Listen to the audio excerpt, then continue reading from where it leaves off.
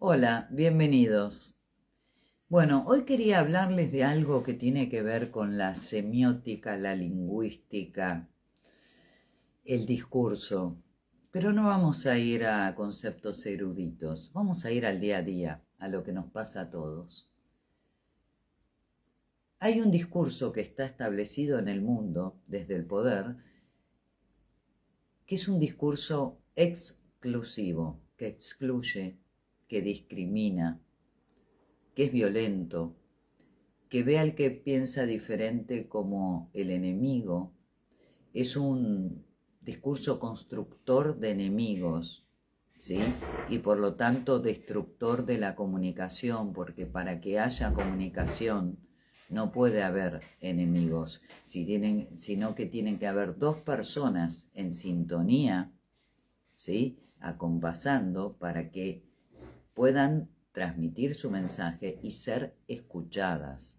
Se perdió la escucha activa, se perdió la tolerancia, se perdió esa pasión por encontrar puntos de acuerdo y negociaciones.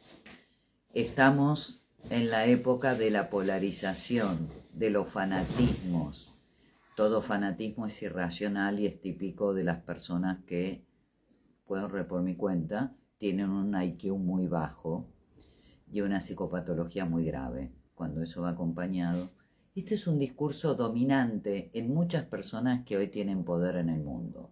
Cuando digo personas que tienen poder, este discurso lo puede sostener el presidente de una compañía, lo puede sostener el que gerencia una ONG, sí, lo he escuchado, en una ONG, lo puede sostener un presidente de un país, referentes mundiales en diferentes ámbitos, en el ámbito de la salud, de la tecnología, etc. ¿Y qué pasa con esto?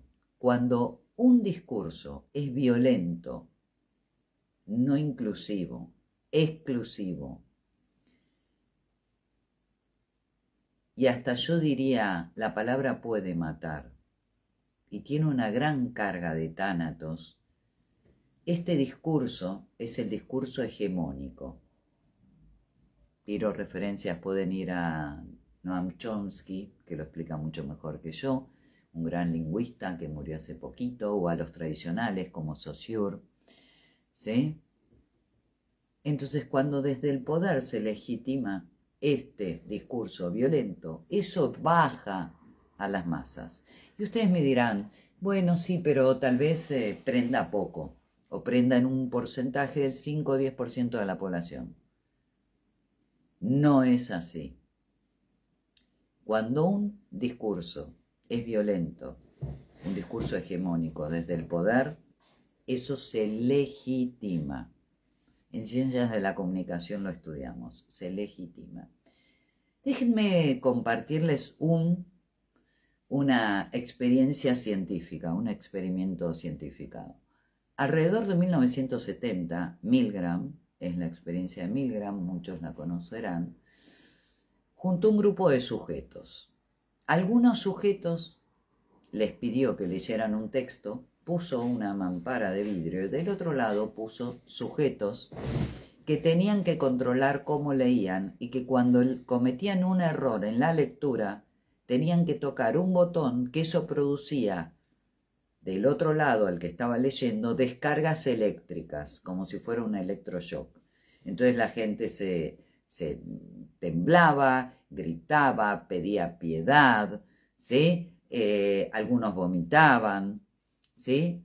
Y entonces cada vez había un señor que pasaba con una bata blanca que nadie sabía quién era. No se les decía quién era, pero tampoco nadie preguntó. Y sin embargo todo el mundo le hacía caso. Podía ser el médico científico a cargo del experimento, como podía ser el portero del edificio. Y esa persona les pedía que cada vez fuera mayor la descarga. Y cada vez era mayor la descarga. Entonces las personas del otro lado convulsionaban, gritaban, pedían piedad, vomitaban.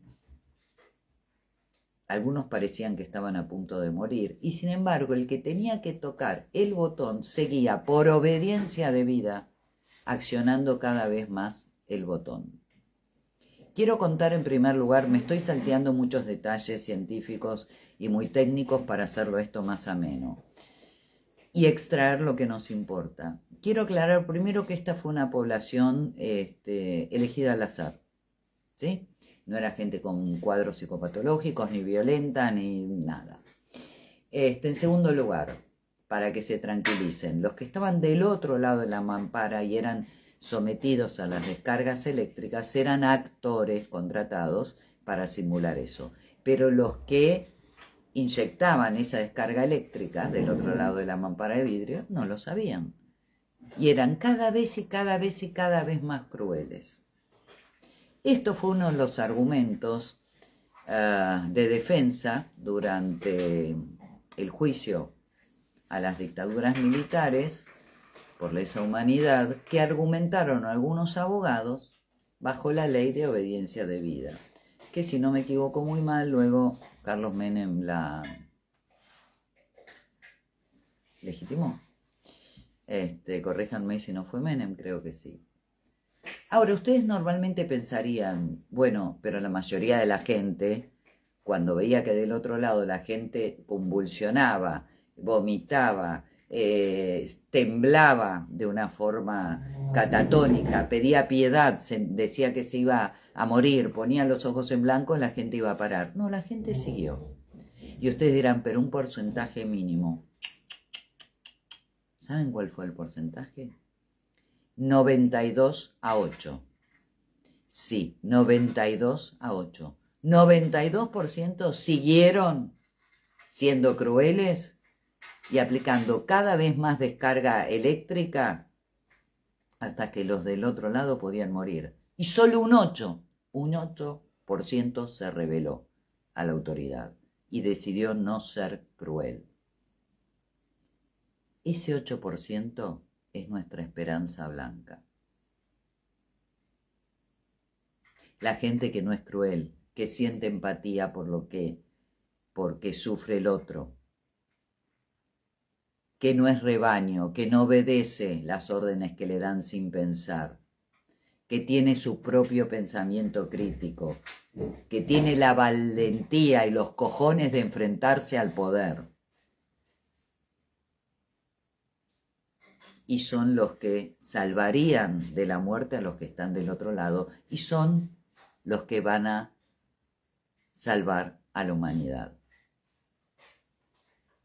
Entonces yo te pregunto, ¿vos estás en el 92 o en el 8%? No leas o mires 1 o 2 streamers o 1, 2 o 3 libros o periódicos por internet. Lee noticias de fuentes del broadcasting de diferentes países, también de streamers. Escuchá analistas geopolíticos, escuchá neurocientíficos que hagan divulgación de verdad. No, esa gente que dice hago terapia holística, no. Pediles el título y la matrícula, ¿sí? Porque los que nos dedicamos a esto tenemos una carrera, tenemos título y matrícula. No te metas en cursos de coaching de personas que, porque no pueden resolver su vida, se metieron 6 meses y creen que tienen un título por eso. Estoy yendo contra demasiadas cosas, verán. No estoy en el 92%, no soy rebaño, soy un 8%. Entonces, como veo que se fueron sumando algunas personas, que probablemente no nos conozcamos, los invito a esto. Si estás en el 8%, si no sos rebaño, si tenés pensamiento propio, crítico, y tenés ganas de charlar con otras personas e intercambiar ideas y sos tolerante a las ideas de los demás, si estás en ese 8% de esperanza blanca que podemos cambiar las cosas, comunícate conmigo. No te voy a vender nada.